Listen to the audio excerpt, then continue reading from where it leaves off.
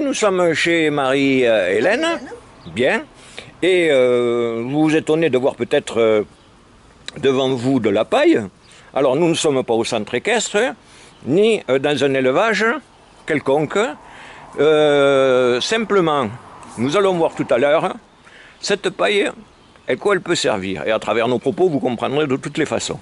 Alors Marie-Hélène, je crois savoir que vous êtes tombée toute petite dans le maraîchage. C'est bien ça. Mes parents étaient maraîchers, ma maman maraîchère à plein temps. Elle faisait les marchés, elle faisait un super jardin. À l'époque, on ne parlait pas de bio ni de permaculture, elle faisait un jardin naturel. Et puis, ben voilà, j'ai grandi dedans. Mes vacances scolaires, c'était de ramasser les haricots, ramasser les tomates. Et mais c'était super, voilà. Ça nous faisait râler un peu, mais après, on apprécie. Donc vous avez pris cette habitude-là, et maintenant, donc, pour votre propre compte, en fait, je dirais, Tout à fait. vous reprenez cette activité parce que j'imagine qu'elle vous fait penser en même temps, elle remémore donc ce temps passé et vos parents en même temps. Oui, tout à fait. Et ça vous fait un bien de cultiver non plus votre jardin, mais cultiver un peu votre passé. La mémoire. La mémoire toujours, ce qui compte, savoir d'où on vient pour savoir où on va. Tout à fait, tout à fait. C'est le but légitime de chacun. Absolument. Quand on a compris ça, je crois qu'on a compris la philosophie de la vie. Tout à fait, de la terre. Alors en ce jour, c'est pas que ça aussi, puisqu'elle a beaucoup de choses à nous montrer. Nous verrons par la suite également dans l'apiculture, puisque je crois savoir qu'elle a donc une ruche et qu'elle... Oui, enfin, ça c'est très, très perso, hein, la ruche. C'est perso, alors ça c'est pas quelque chose qui se négocie, Non, du c'est personnel, c'est un besoin d'avoir une ruche à la maison qui vient butiner les acacias, c'est toute fleur en fait. C'est du miel qui va être récolté, toute fleur. Alors c'est... le jardin et qui me permet d'avoir notre consommation personnelle à l'année. Voilà. En miel. Et c'est d'autant plus délicieux l'hiver quand il fait froid de pouvoir manger son propre miel. Absolument. Bien. Alors nous allons bien faire le tour de son joli jardin et potager.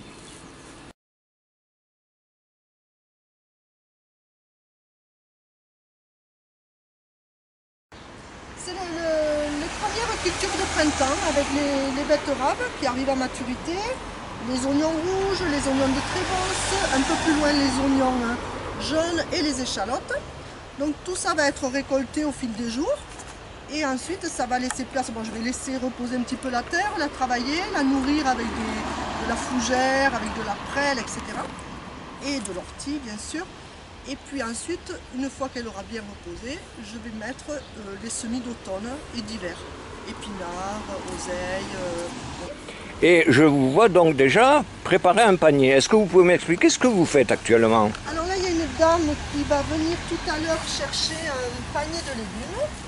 Ici, vous emplissez, vous commencez à mettre quelques betteraves qui ont été commandées, me dites-vous. Voilà, je prépare un panier pour quelqu'un qui doit venir chercher, qui m'a dit fais-moi un panier avec un peu tout ce que tu as. Et elle se fera un plaisir de l'amener dans sa famille, etc. Elle vient régulièrement et elle ne mange que les produits d'ici. Alors, si j'ai bien compris, vous avez une clientèle locale qui vient et vous préparez en fait des paniers pour chacune de ces personnes. Et je les prépare au mieux. Alors, ces personnes, quand elles viennent vous commander des légumes, est-ce qu'elles vous laissent l'initiative d'un panier à votre convenance? Souvent. Souvent, en fonction de ce qu'il y a, en fonction de la maturité des légumes, en fonction de leur goût aussi. Moi, je leur précise toujours, voilà, j'ai beaucoup de betteraves, beaucoup de haricots verts, beaucoup de pommes de terre. Il suffit qu'on me dise, non, mais pas de pommes de terre, j'en ai déjà. Voilà, et j'adapte le panier en fonction du nombre de personnes et en fonction du jardin. Alors, vous êtes marchande, comme on disait autrefois, des 4 saisons. C'est ça. C'est exactement ça, c'est l'appellation C'est ça. que l'on employait pour les maraîchers, les 4 saisons. Voilà, ça c'est un oignon rouge de Simiane qui s'appelle.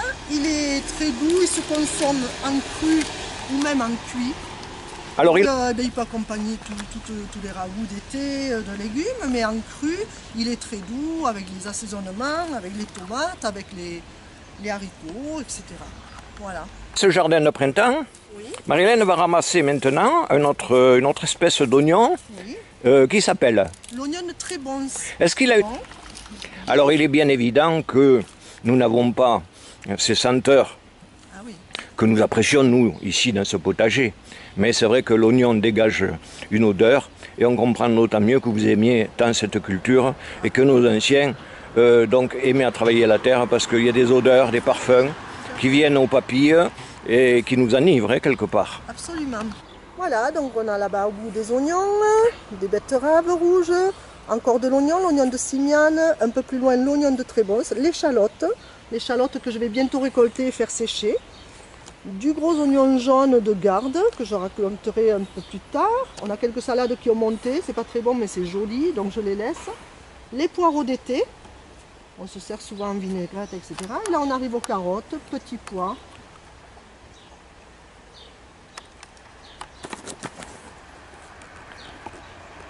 Différentes variétés de carottes. Elles sont toutes petites mais très goûteuses. Carotte jaune, elle s'appelle Obtuse du Doubs. Voilà, c'est un nom assez bizarre mais elle est très bonne et surtout c'est très joli. Un mélange de carottes dans un plat, qu'elles soient cuites ou crues. C'est très sympa, les enfants adorent. Voilà, alors par contre... Nous avons vu donc déjà pas mal de produits sur les planches de printemps. Nous sommes encore sur les planches de printemps. Tout à fait. Bien. Alors, il faut savoir quel genre de culture vous faites. C'est-à-dire... Culture naturelle. Voilà, il n'y a pas de bio, il n'y a pas de permaculture particulière. C'est une culture comme j'ai appris, voilà, quand j'étais gamine, en respectant la terre, en respectant les légumes. Voilà, on désherbe à la main, ça met du temps, ça fait mal au dos mais ça fait rien. Je nourris avec tout ce que j'ai dans le jardin. Bien compris, vous devez avoir un endroit où vous compostez. Ah oui, je composte, je fais mes engrais naturels, voilà, avec leur... Alors nous sommes actuellement donc sur des montants, puisqu'on voit des ferraillages. Voilà. Hein, et ces petits pois vont être récoltés et mangés, donc très très frais, on les voit à leur grosseur. Ça ne pourra pas être plus frais hein, puisque je ramasse et la cliente vient le chercher d'ici 1 heure.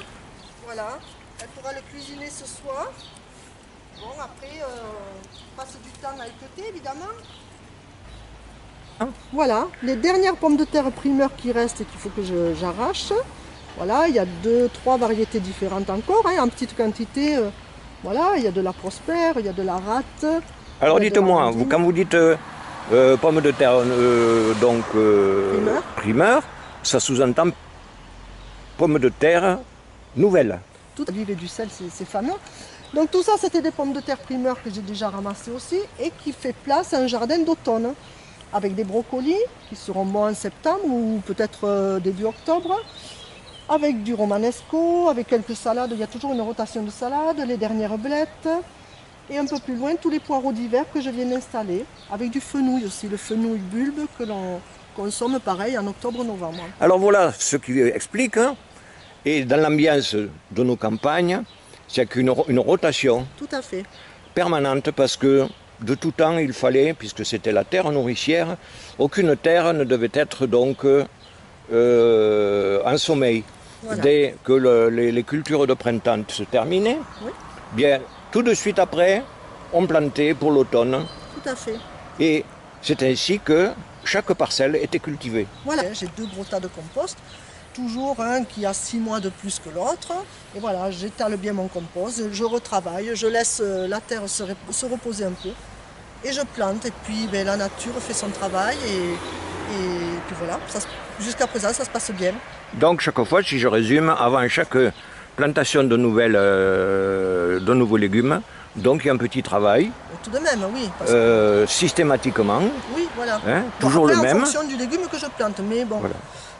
La pomme de terre est un légume qui a puisé pas mal dans la terre, qui est gourmande. Voilà, comme beaucoup de légumes racines. Là, nous sommes sur un plan donc de petits pois, mais quelque peu spécifique. Tout à fait. Et Marie-Hélène va nous expliquer en fait quelle est la qualité de ce petit pois. Voilà, c'est un pois mange-tout, un petit pois gourmand. Oui. Il est translucide, on voit un petit peu les grains à l'intérieur. Il suffit de les équeuter, comme on équeuterait un haricot. Oui. Et ça se mange. Bon, moi je les mange crus parce que j'adore ça. Mais on les fait cuire à peine à la vapeur. C'est le pois gourmand qui a plein de qualités gustatives et énergétiques d'ailleurs. Donc voilà, je les ramasse pas trop gros. C'est une variété qui est très productive. Est-ce qu'elle est très prisée de vos clients? De plus en plus. de plus en plus, les gens reviennent à ces légumes qu'on n'avait plus l'habitude de manger. Ce sont des légumes qu'on ne voyait qu'en boîte ou en surgelé. Donc voilà, moi avant tout, je plante ce que moi et mes enfants aimons.